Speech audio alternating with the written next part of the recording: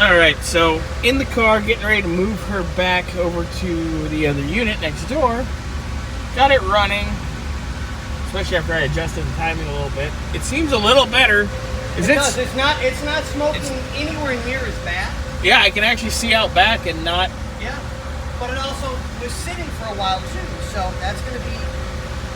Well, the instrument cluster here, it wigs out. It goes in and out.